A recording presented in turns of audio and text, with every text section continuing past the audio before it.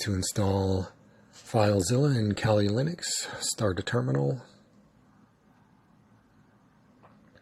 Type flatpak, install flathub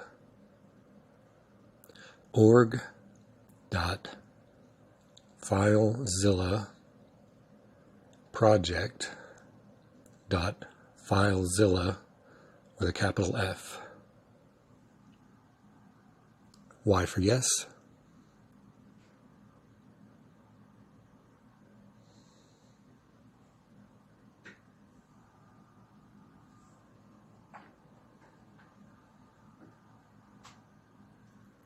Okay, close the terminal, go to your menu, and search for FileZilla. Click the icon.